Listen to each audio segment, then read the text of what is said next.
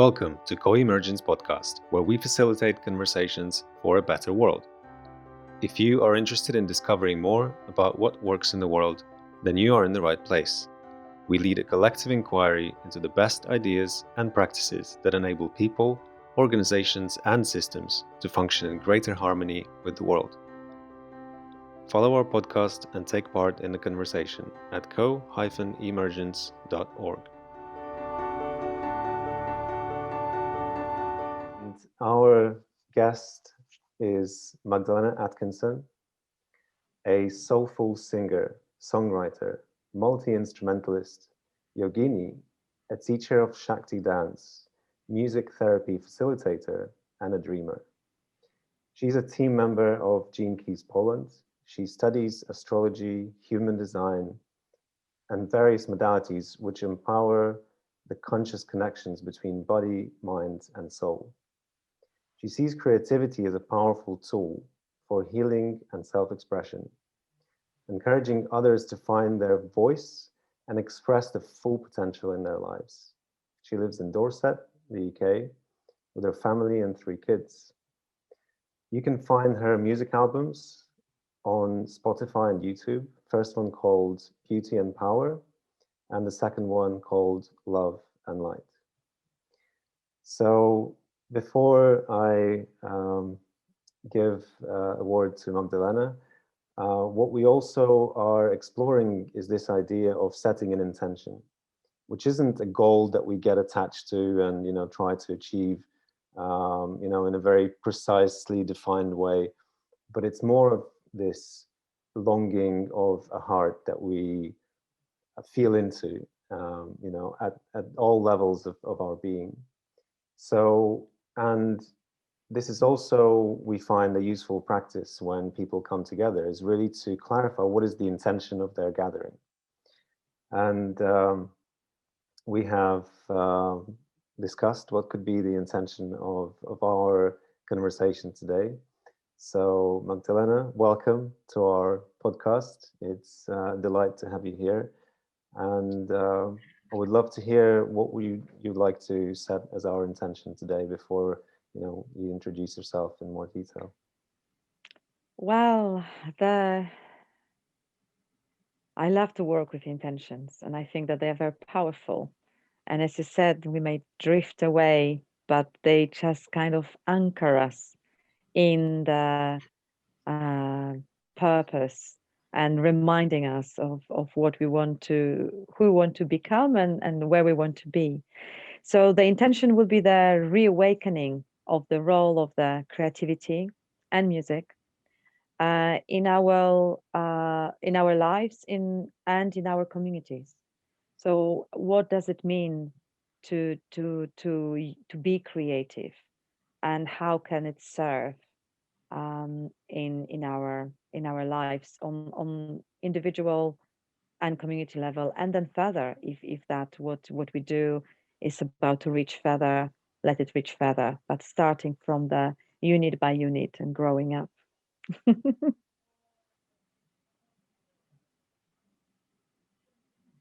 That's beautiful. Thank you. And I think it resonates with both of us here, Alex and Diane, who are holding the space here today.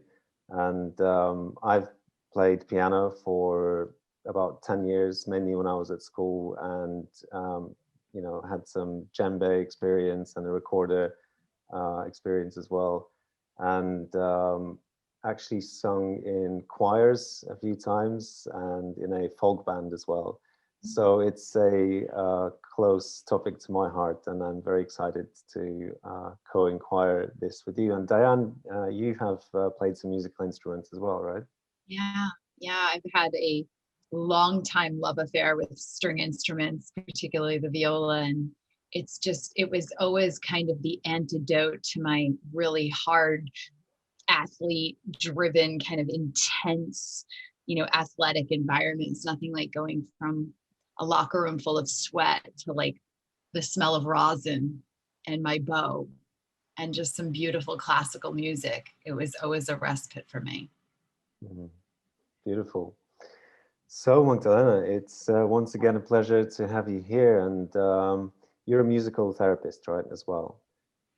So Yes. I would love to hear your more professional and in-depth perspective. How do you see the role of music, and where do you see it in which maybe situations of our community life? So please share. Yeah, well, I am graduated from music schools, and then from at university, I took a musicology as my degree, which is all about music degree, and teaching degree as well. But to really truly experience what the healing power of music is, it came not from uh, like a conventional education. So I wasn't trained as a music therapist, but I became a music therapist, which is very interesting. And it started from myself. Mm. I've been playing music since I was a kid, singing, and I always love it. And then I attend one music school. Then I was accepted in the next one, and then accepted at university, uh, and discovered singing, and then discovered writing. At university, I had a wonderful teacher in of poetry at the secondary school, and it all somehow clicked together. My mother is a songwriter as well, so that's probably in somewhere going in a gene, in my genes. So, but it came to the point that things were just going so smoothly. You have, you're a young person dreaming about performing and sharing and writing your own song, and you think like, oh wow, it's so cool and it's so special. And suddenly you realize that there's many obstacles, and I hit one of those obstacles, uh, which was lack of self-confidence probably. And it was like big ego, and on one side, thinking that you can do anything, and then actually not believing it yourself. Um, and it came to the point I stopped. I stopped singing, I stopped performing, and I thought that I lost it. I was so deeply depressed. And my mom one day told me that she's listening to my first album, which I never published, but I recorded an album with a band in Poland in late 90s. And she said, "Oh, I'm listening to your album in a car, and I'm so happy to hear your voice." And I was so angry. I was so angry. I said, "I lost it. I lost my talent. I lost my. What do I do now? At that point, I was just doing music classes for kids, but which were very rewarding. I had small kids myself, but I felt like this is not my place. But what can I do? I lost it. I moved to a different country, and needed to acquire the language to the completely new level to be able to write poetry and to be confident. So I was very, very upset. And then gradually, with the help of the therapists and the help of my own digging into my dreams, what I always wanted to do as a little girl. And the answer was I wanted to sing. I didn't want to sing to be a famous singer on a big stage. I just wanted to sing. Just suddenly realizing that it's just inside me. It's that kid who wants to dance and sing, and that's enough. And doing it with other people.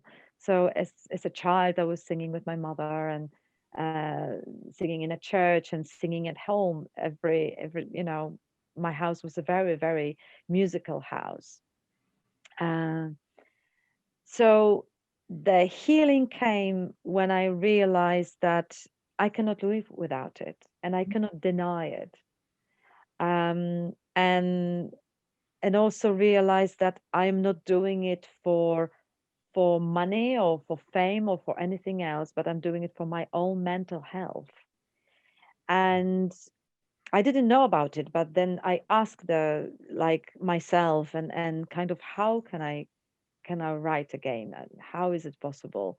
And then very small voice started to whisper, and this was really the whispers. So there was simple chants and simple songs for children, something very simple, something. Yeah, I have a very big talent for the catchy tunes, so they just started to come, and I started to play with them, and then realizing that they become more complex and they become better, and I start to be more confident. And then the big dream came, like, let's record it, let's do something about it.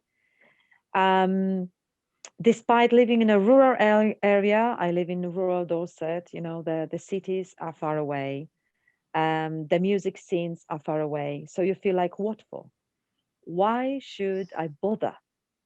It's Why should I bother? There's so many other things I could do, and truly I could, but then this inside voice wanted to do something. And the songs, I realize, my best songs are my healers. So they come to me to comfort me in those moments of doubts, in those moments of sadness, in those moments of like, what for I'm doing it. Suddenly the song comes, and the song is so deeply moving that it wants me to cry. I said, oh, thank you so much, what a beautiful tune.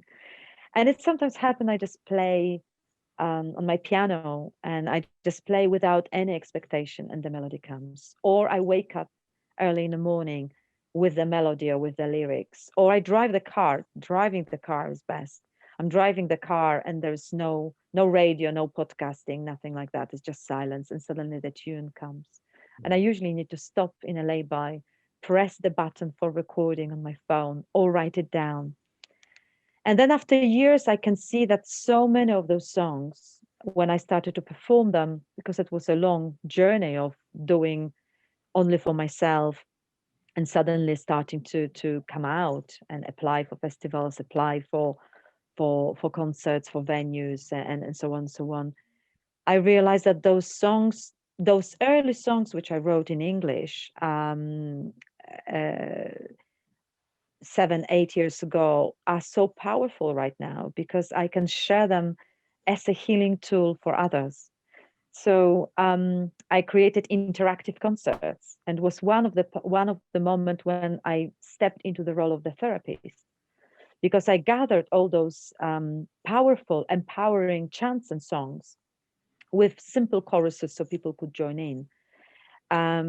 And because I performed a couple of different instruments, it was easy to distribute shakers to people, or distribute djembes to people, and partly have a concert and partly have a jamming with the songs I am teaching people to take part in. And suddenly the repertoire was just growing and growing and growing, and people just love it. There were never big gatherings. I started to do it a few years ago, a few times a year, but I felt the power, and I call them interactive concerts. And because amateurs and all those who like singing, or those who just have a drum, or sometimes would like, or they don't, maybe even don't have a drum, but I bring all sorts of drums and all sorts of shakers, and I said, let's play and let's dance. If you cannot play, just move your body and chant or whatever. And then suddenly this wave of joy come, and it led to beautiful things. It led to me sharing the music in communities.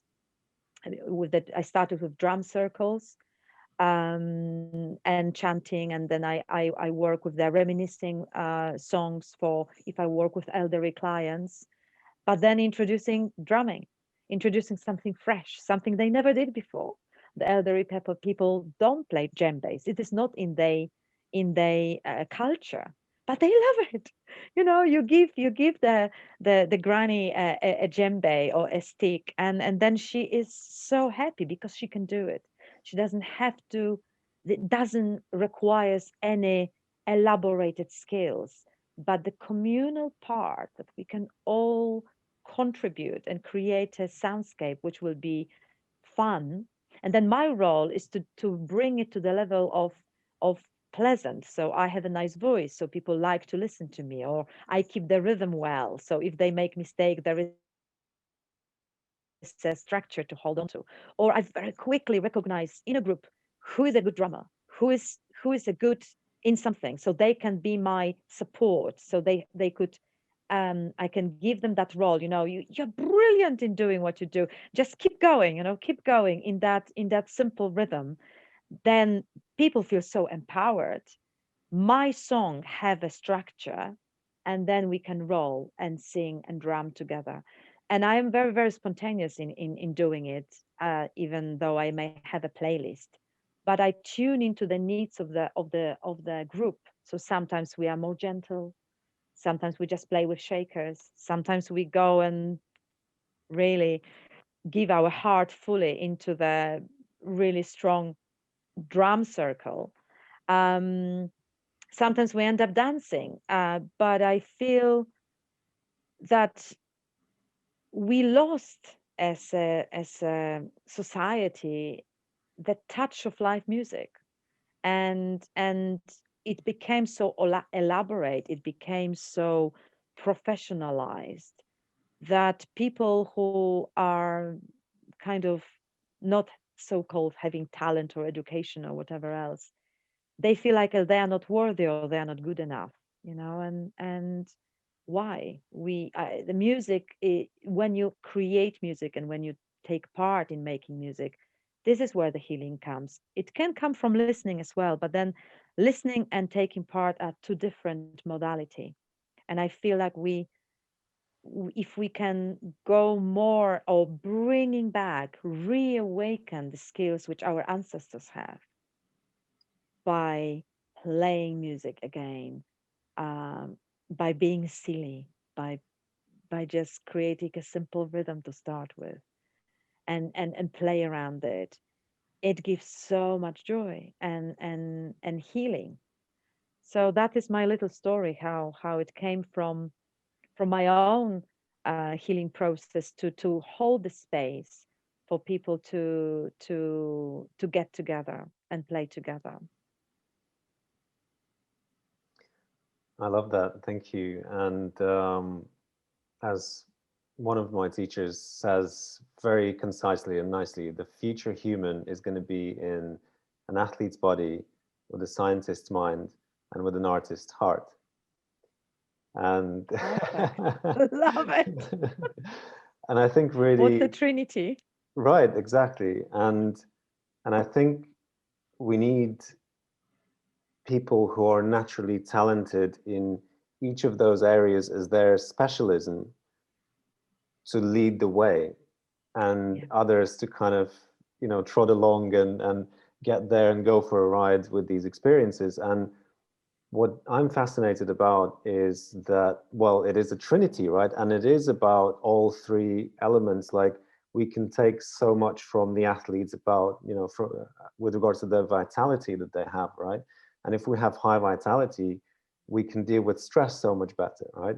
We can take the very sort of down to earth, very mature approach to things, go beyond some superstition that is clearly superstition, that is not just something that we don't understand yet, maybe the mystery, but really, really superstition, and go beyond that and really understand the value of something that we're doing, and to really combine all of those aspects. And with regards to music, I delved a little bit into the science of it, and apparently music triggers the same areas in our brain that are responsible for movement.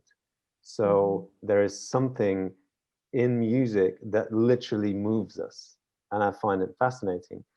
And on another level, the communal aspect of that, there's also science to that, and that's, Diane, where you may be able to more kind of bring your perspective to that. I don't know in too much detail about it, but there's actually hormonal changes in this experience of this communal union. And there's something with oxytocin or even dopamine excretion that happens in those moments that's also healing. And I feel that, in the spirit of co-inquiry here and co-creation potentially, like, if people understood more the actual scientific benefit of going to a session like you lead, Magdalena, like, that would be another encouragement for some people to actually attend, if they actually understand the scientific kind of value of that. Or even And just like you said, connecting on a very visceral level, like in the human experience. I'm feeling dis-ease, right? I'm feeling pain, I'm feeling discord. What does that mean? Dysrhythmic, right? We as physiologists we will, say somebody's dysrhythmic. They're in a dysrhythmia. They're out of rhythm with the harmony of life. And it would be really interesting to maybe open up a bit more, Magdalena, on, that every human essentially makes music. Every human has a voice box and the ability to create a sound current, and the very current of sound is actually what creates that hormonal cascade of healing chemicals, of very exalting chemicals, right? I mean, the highly addictive experience of dopamine comes from things like using our sound current, and then how that sound current gets out there into the planet. What's interesting is that I believe that there's so many people out there that think that they cannot sing. Yes. And so somehow that's not a therapeutic modality for them. So what would you do? Like, how would you speak to that in opening up the possibility? If somebody's hurt, they're like, I'm going to go get physiotherapy for my tennis elbow.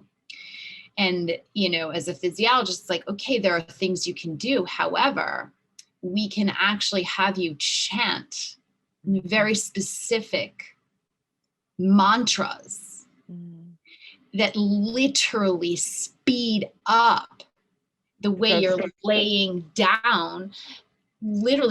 down and regenerating muscle fibers and dissolving potential scar tissue with these specific chants on a rhythm. So what would you say? How do you see,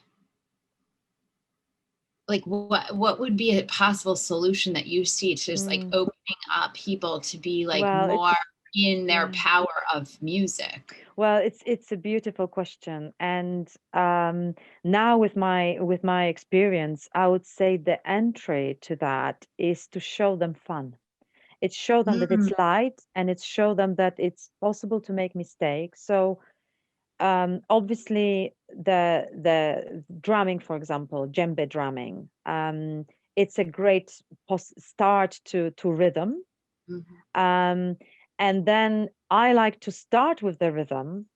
So I would just give people first, some percussive instruments to shake along, to awaken the rhythm, and then naturally you start a little bit of humming, and then if the melody of the chant or the song, I work with variety of songs. If I work with the particular generation, like older generation, I would choose the songs they resonate and they know. But if I work with other people, I usually choose my own songs and teach them, and they have simple choruses and simple call and response structure.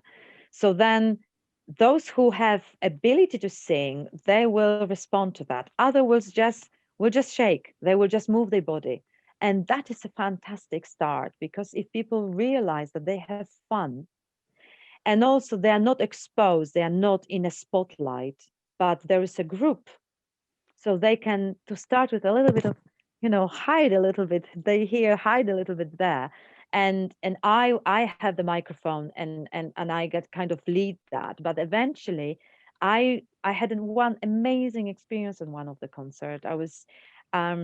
I taught people the chant, and I also taught people how to create the words.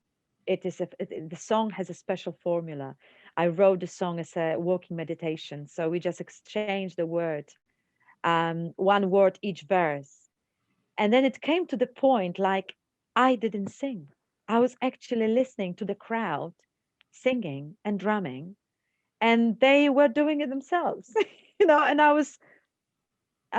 they didn't need me. It was such a fabulous moment, because suddenly everybody opened up the voice, and they were able to hold the melody, and I didn't have to be the leading leader going over everybody else's voice. I became a member of the group completely. And I also was allowed to be silent when everybody else were in their bliss. And that was a beautiful moment. And I feel that the group has a power. I mean, some people may like an encouragement through one-to-one sessions, but then one-to-one sessions, if somebody wants to have some skills, that can be like perceived as a lesson. It can be very beneficial, but it's also putting people in spotlight, and many don't like it. So group situation, I would say small group situation, and then the bigger group situation, and then workshops for even more people can be extremely beneficial because you suddenly drop that inhibition. And we associate sadly music, because music became so professionally perceived as good and bad. So, oh, I cannot sing, I have a bad voice. Nobody have a bad voice.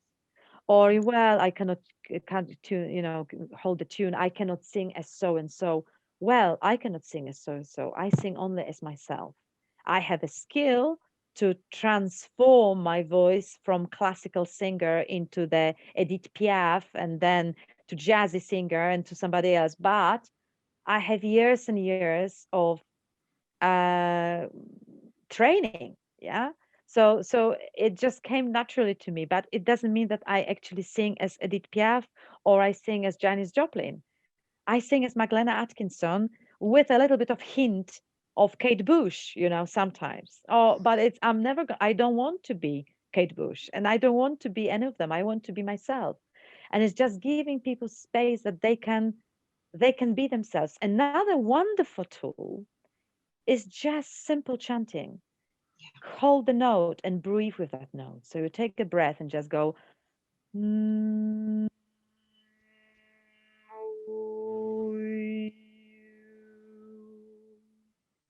hold it.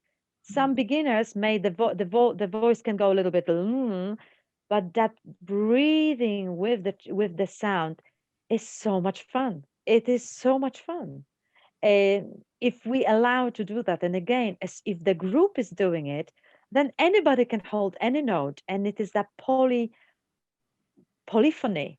So many different sounds, but they always kind of oscillate to find harmony. So polyphonic music, when everybody gets a random sound in a group, then few voices who are kind of stronger and in tune, they kind of like magnet attract the frequencies, and we finish with the very harmonious chords. And that's absolute magic. It's how our ears are doing it.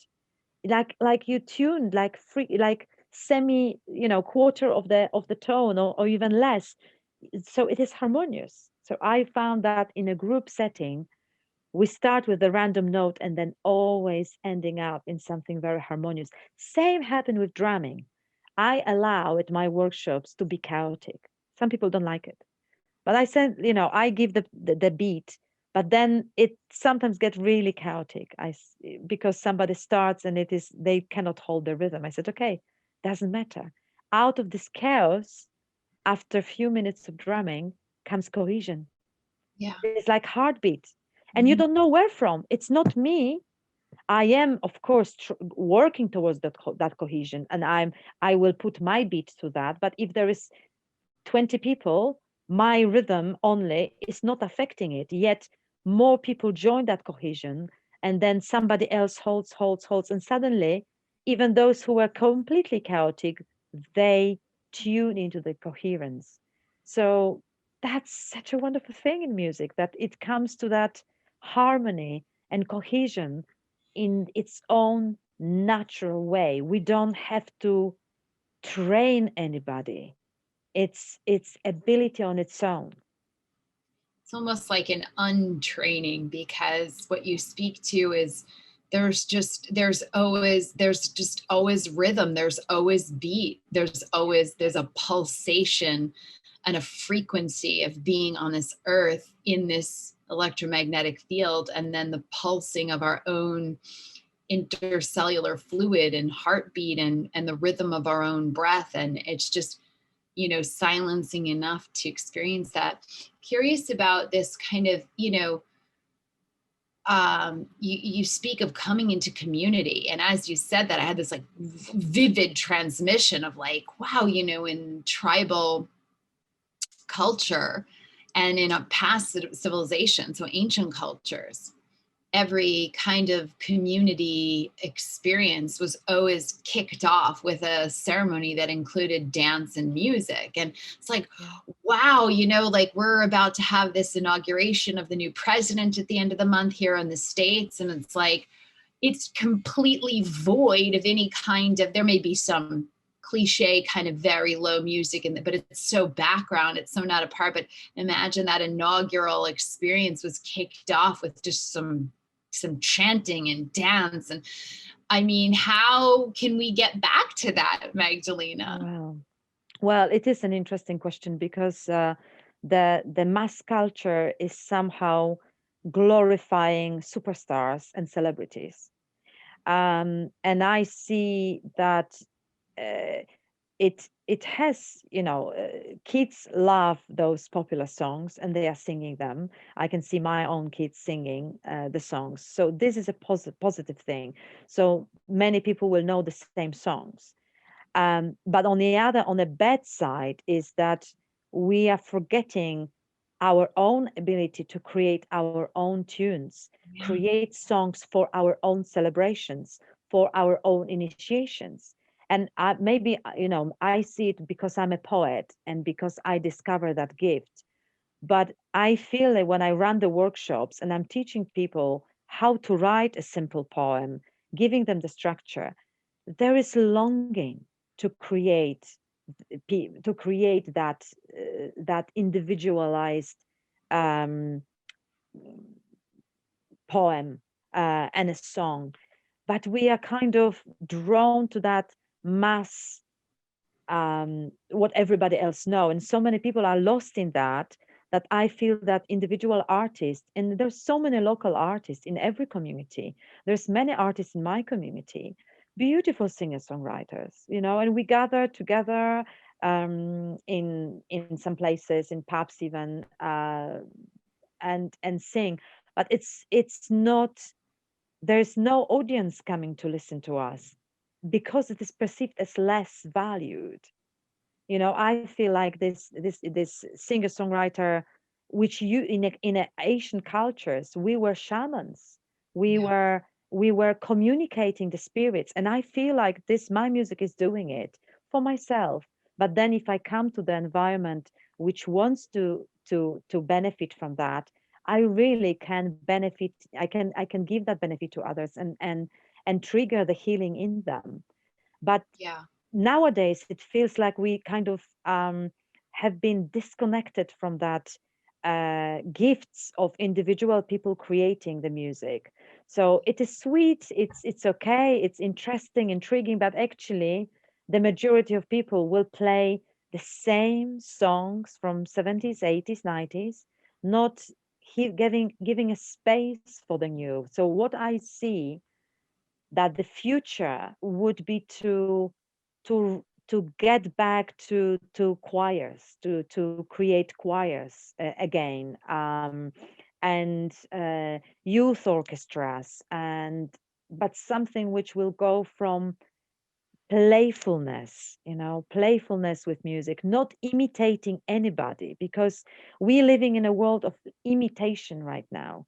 Oh, I will imitate Kylie Minogue, I will imitate someone else, and then I will be popular because my voice is in that particular style.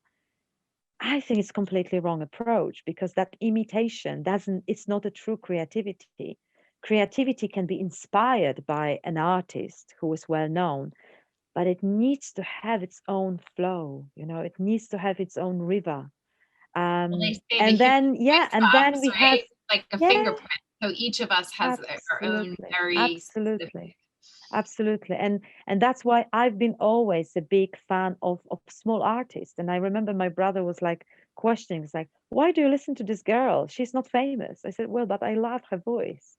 Yeah. And then I didn't know that years later I will become one of those. I will become one of those who people listen. They said, "Oh, I love your voice, but what can I hear you?" Well, there's many people like me. many people in our local communities. Some of us have the opportunity to get to the bigger stages, and some of us are fighting for it. Others go there with grace, but this is mixing another set of skills. It is Right. marketing skills. I don't have marketing skills per se, but so getting to that next level requires a lot of different skills. But I am thinking more into encouraging people just to be, not because of fame, not because of money, just because they can have fun, Well, and because the we healing can get properties of that. together, Yeah. in a community, and we can sing together a song. I can give people, if I want to teach them some song, I can give them the words or teach them a simple chorus, and we will all would like to do it. That's my dream, that the future communities will be able to do it, and it is happening. It is happening with some friends. It is happening at the conscious living festivals, when people are creating those spaces, and creating the more open mics is getting up around. So the small artists are having their space to perform and to get better and better, and it needs to go through the bottom. I think that it's just like mushrooms. The mushrooms, the fungi is in a forest everywhere, yeah, everywhere. But it needs the right environment, so the mushroom can just pop here. And imagine the forest, which just have lots of those popping up mushrooms here, and we start chanting together, singing together, and creative festivals together, not inviting the superstars for our local festival. Oh, nobody will come to my festival because I don't have any star who people can listen to on the radio. Well, why we cannot create festivals with our local artists and actually just enjoy their talents, because there's so many talented people. That's what I see around me, and I'm sure that you can see it around you. There's so many talented people, but there is kind of not enough space for them to be appreciated and to be heard. I think you And said something so powerful about just it kind of taking on a different experience when, I'm here in New York. So, this is obviously a music epicenter, but more on the side of coming here to perform with that attachment to a result of being yeah, famous Broadway star, very famous, get the record deal. And, but just knowing that you're singing as a tool, as a human expression, and as um, as nothing more than that, right? A painter simply paints. Da Vinci painted the Mona Lisa to paint, not to say I'm yes, going to hang this in some museum for the next 1,000 years, right? The most exalted athletes started out just like, I love to play. I love to use my body in this human expression. So I yeah, love what you said. And how are we opening up the conversation here? The more ideas coming in around how we just get to maybe, reinvite music as a creative expression into regular everyday living. yes, As you said, like creating these orchestras and what happened to Christmas carolers? That was a beautiful experience. We just, obviously in this very unique year, we haven't been able to no, have access to exactly. It these was unique gone. kinds of experiences and choirs, and I see in the school systems, the music programs are non-existent. They already were shutting down, but now in COVID, they're non-existent. My daughter's doesn't have any music lessons right Yes, now. And yes. so what would be, kind of some initial solutions / responses to that? Well, it has been extremely painful for me in a recent months to see that shutdown on music and creativity and expression, and hearing around that it's a dangerous activity. Some people call it dancing and singing as a dangerous activity in a current year. Of course, it is extreme, but some people believe in it. That's why it is taken from you the mean with worship. regard to COVID? It is, yeah, it is taken away from The sports, the schools, from music, everything from social. churches, and so on and so on.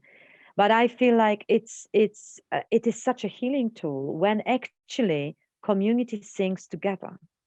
There is a different vibrational tool, and also I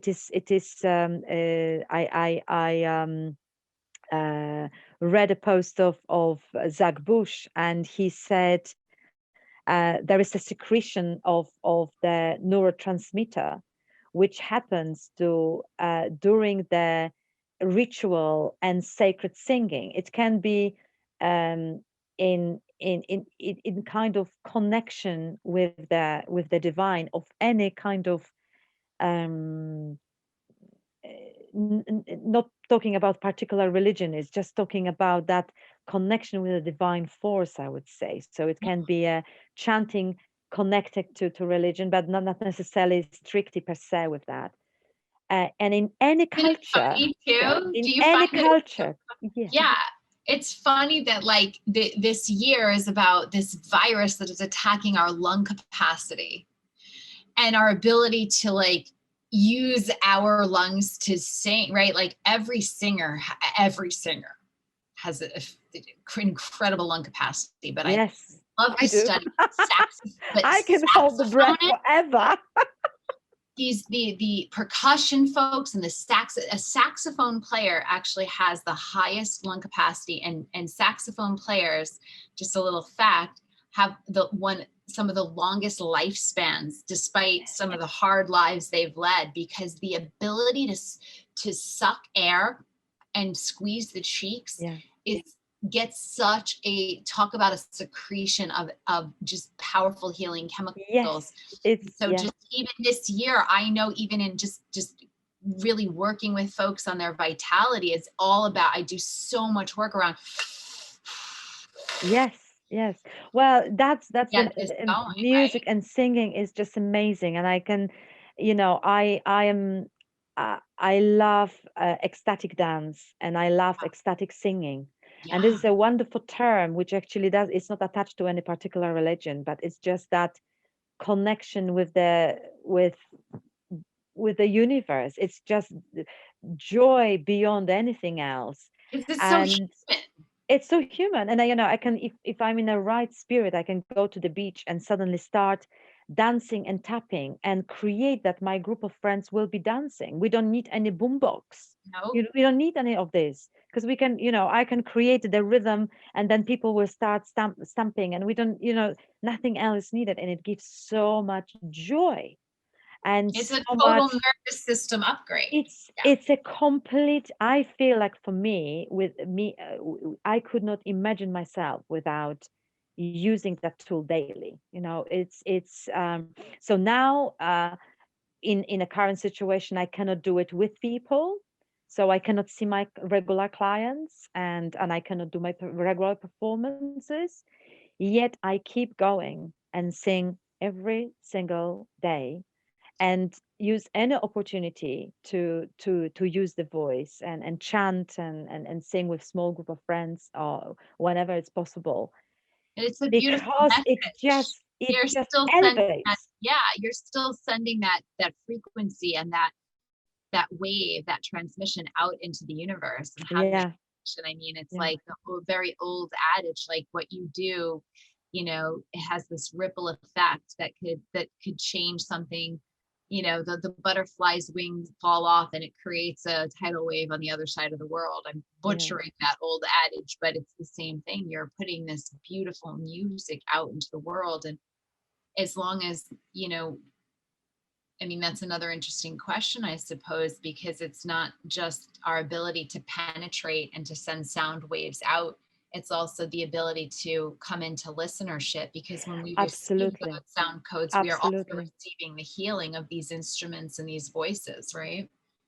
absolutely. Well, I see that creating the space for live music, um, with live music for listening, but not only as entertainment, because that is another thing which I never agree 100%, that music industry is entertaining industry.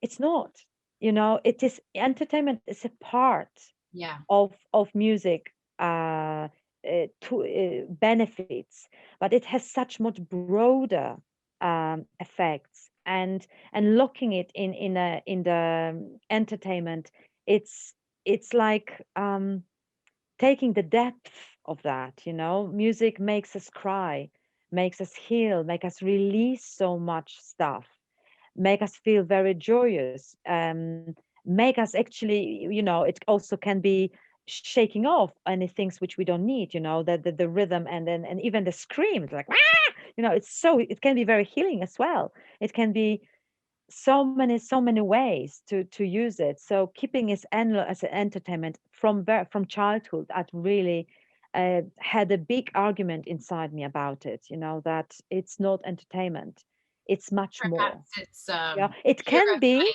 purifying, but purifying it the is orbit. one of the parts. For Yeah. me, I feel, however, it gives me joy and everything else, the music will be the biggest medicine.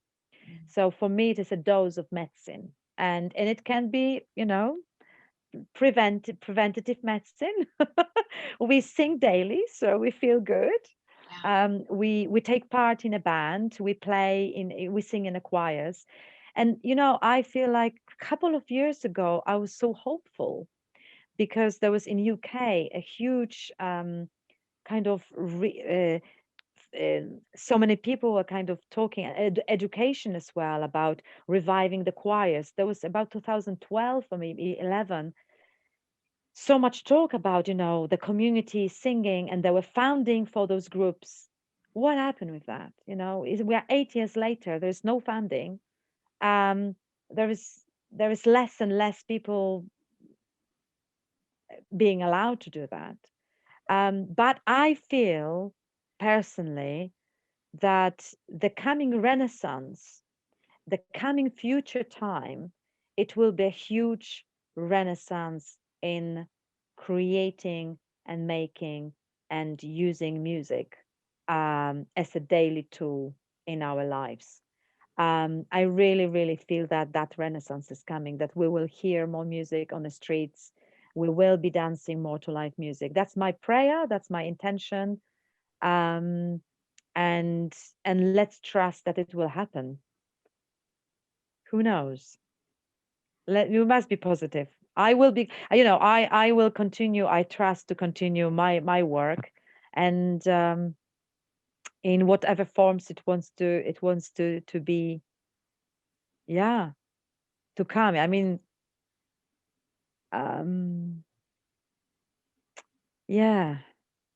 So, just to reflect on so many things that we covered so far today, it seems like there's a place for some kind of almost rebranding, or not even rebranding because it's not necessarily branded anything yet, but branding of some sort of this experience, because it seems like we've covered areas which are distinct in their own right, which is not necessarily what we could be focusing on and what we could be really bringing alive and bringing into the communities. So what I mean by that is we covered the big celebrities and the music artists, right? That's a path where you have a gift and you want to express your gift and you want to become as popular as you can be. And it's also fine, right? And as you beautifully Absolutely. said, it allows us as a society to know songs, right? And to join in these, communal singings of those songs. Then there's schooling of music, right? Like, which we've also touched upon in schools, the funding on that, of that. But there's also the separate thing, which is joining, after school, once you've kind of left school already, joining into a choir, which is not quite professional, sort of artist type singing. And it's not quite what we've also been talking about, the communal singing. It kind of has its own distinct role, I find. And to me, also having sung in choirs, it does still have this idea of preparing for a performance. And I think it's a very different experience than coming and joining in again a communal song. But then there's the fourth thing, which is music therapy, which actually I don't think it's quite what we are really alluding to with this idea of communal singing. I think it's more than therapy, and I think therapy has almost this preconceived idea of like, oh, therapy, illness. there must be something wrong with me. Well, or, exactly. right? It's so just to kind of wrap that up, right? So what I think we're really talking about is, you touched upon that point as well, but I haven't heard it being used actually, ecstatic singing. I've heard ecstatic dancing, and that's taken the world by storm. There's so many ecstatic dance events across the globe, but I haven't really heard ecstatic song or ecstatic singing. And I think that's somewhat a good brand that could be used for. Well, to be honest, I really resonate with that, Alex, because I feel like my songs, especially the one which I created for the Thrive interactive concerts, they have that aspect of healing, of empowerment, and it brings people to a different state of being. It's like a sacred sound um, event, and sacred sound doesn't have to be necessary. When we sometimes hear sacred sound, it's like, oh, this choir singing in a church, or Buddhist monks chanting somewhere. This is sacred sound. Yes, it is sacred sound, but the truly sacred sound is that all ways of expression which connects us with our divine self. So it can be from joyous through crying, through healing. It can be something very touching and something very, very moving and fast and rhythmic. It can be all of this. And I feel like actually my interactive concerts are touching that subject, Alex, that ecstatic singing. Maybe I should rebrand my interactive concert into ecstatic singing. Who knows? Maybe that's the way. So thank you for the word, because we need that. And it's just, and again, it is not for performance. Right. It is not, I am not doing something I will teach people on a regular basis and prepare for something, because then it limits people. Some people love it, but others are discouraged. It's like, I don't want to perform, but I want to sing.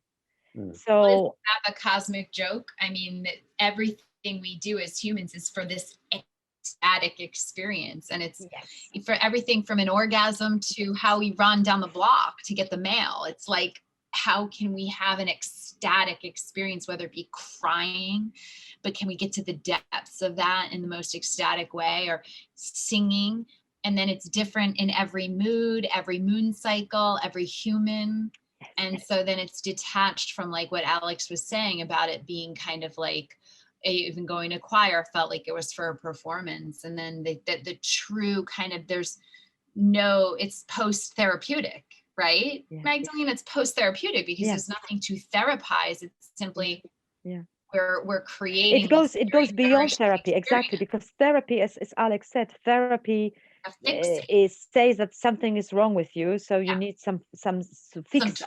It is a fixer, and funny enough, I don't see my role as a fixer in this life. I feel more like a community leader, and I don't want to fix anyone. I just want to make people feel deeply who they are, and actually elevate, because music at the end has always that elevating possibility. So it also can kind of let us go down. That is also a possibility with music. If we use the very sad music, if we are very sad, we can actually go deeper into the sadness. But it may be ecstatic. But ecstatic, it has in a word that elevation, and also it means that we will go deep. We will go deep. We will dive in, and the music will lead us into that deep place. But then we will emerge and we will just ecstatically dance, ecstatically sing, and from the bottom of the heart, I must share with you my best ever singing experience. And I'm really, it has been extraordinary experience. And I had so many singing experiences on stages with bands, with on my own, with choirs, all sorts of things.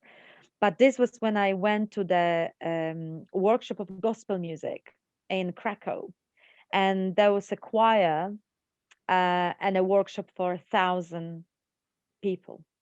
So we were performing, we were preparing for the concert. So that was this aspect. But because there was such a mass group of voices, and the songs were so elevating, Mm. and however they were locked in that Christian tradition, and I was at that time already freeing from that, from that space. It still created such a best ever. I felt like I never sang as well as during this event. And then sometimes when I kind of go to the stage and try to put my mind into the right space, I remember this moment. And if I want to teach people to sing songs, and to sing with me, I also remember that moment, that energetic imprint in me. What happened during that amazing experience with singing with 1,000 people? How did I feel? I felt so elevated, so expanded. I was, I was 1,000 meter tall and white, it was amazing. I was going beyond the walls of the building of the Philharmonica. It was amazing. And this is what I feel like, if more and more of us experience that, the healing can be immediate. It can be immediate. It can be such a strong current of healing coming through us that nothing can stop us. So yeah, I love that rebranding, Alex. This is a fantastic thing. Rebranding the new way of singing, which will be just Mm. ecstatic singing, And and it seems, singing for the connection with our soul, mm, without the purpose of performance, without repeating anybody else's song. However, we can use well-known songs, Well, so then we it can becomes create them. Or, entertaining by nature. repertoire here is actually very vast. The repertoire can be created. It is many possibilities, but the the underlying purpose would be the elevation, and making people feel connected and loved. And music is so wonderful for that. If you want to express your love, you send a song to your lover, and she just melts. Yeah, I do. indeed, and that's really the value of reawakening everyone's the loving artist's heart that we all have inside of us, right?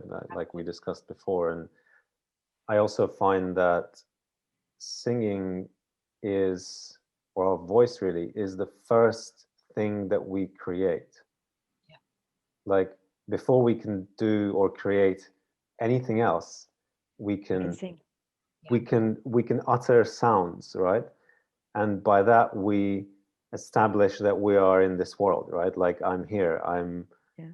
i'm Well, interacting with you. it is We exciting what you scream said, before we because speak. We yeah, scream exactly. before Because we emit children sound often Mm, before we can even sing. think. Yeah. mm, Children We often literally can come out of the sing. womb, and that's the very first thing that happens before right, we use any of the other five senses that we have. And the very first one we use is right. Yeah. And many often children sing before they can speak. And I Mm, was one of those child. I was always singing, and then the speech came along. there's some speech therapists, but scientists, I will say that, I've read several really intriguing studies about the fact that that we sing first, that as children, and in developing our sound current, actually the boom ma ma ma ma ma me ma na na na na na na is song. Singing. mm, And then we kind of then, we get indoctrinated into, it's the same thing with dance. All of a sudden our And I know you have to sit still. And if you're going to dance, it has to be like following somebody's steps. But we all kind of are just in this. Well, so it is interesting. Another interesting thing, Alex said that the ecstatic dance is well recognized. So we could say that many people are already familiar with that freedom of movement, because ecstatic dance is a freedom of movement. It is dance without any agenda. So for me and my role and what I love, how I love to work with people, is actually to create the workshops and concerts but concerts more like workshops, when there's no agenda to the singing, and we just do it and try and see what happens. I don't know what will happen after the workshop, but my only objective is you will feel better than when you enter the room. Yeah. And it always happens, and it's like I'm always successful. Yeah. So It's fabulous. another reflection that I had, then we'll soon have to complete our lovely conversation, but just in the spirit as well of really looking into the practical steps and things that we can take to create a reality that is in harmony with all that is, right?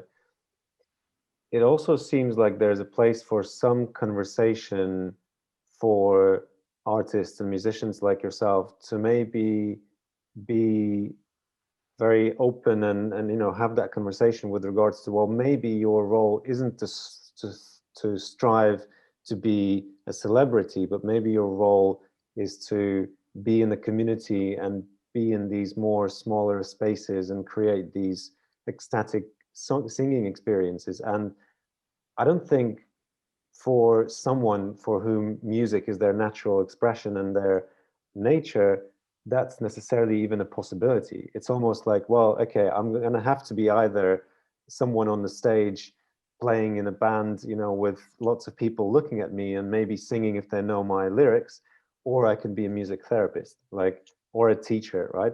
But what about actually striving to be someone who offers these kind of therapy, but not really therapy, these ecstatic healing experiences on a community level. Piper. Say again? Right? The piper, not the Pied Piper, but the piper of the old villages was that, right? Yeah. Like or like the, I can't remember the word, but the person in the village that was counted on for song. Right. Yeah, the criers. Thank you, the town crier. Yeah, the town criers. They were, yeah. It was a job. And the job description was song, not like song for therapy or song for performance. Right. It's like, we need song to be human. And well, I must say another thing, Alex. You touched some interesting subject that many artists have that big ego, and many artists who aspire to be the artists, they want to be seen, they want to be the center of attention, and there is nothing wrong with that. But I found on my journey, I used to be that artist. I wanted to be seen, and I was upset that I'm not seen. And it came to the point I needed to heal that ego, and just be gentle with myself, saying, I don't have to prove anything. I am good with what I offer, and I know that I'm expanding all the time, and I'm becoming a different singer because my abilities are growing. And then suddenly I didn't even notice when I feel I became a really having a unique voice and giving people a unique experience without such a need to be in a center.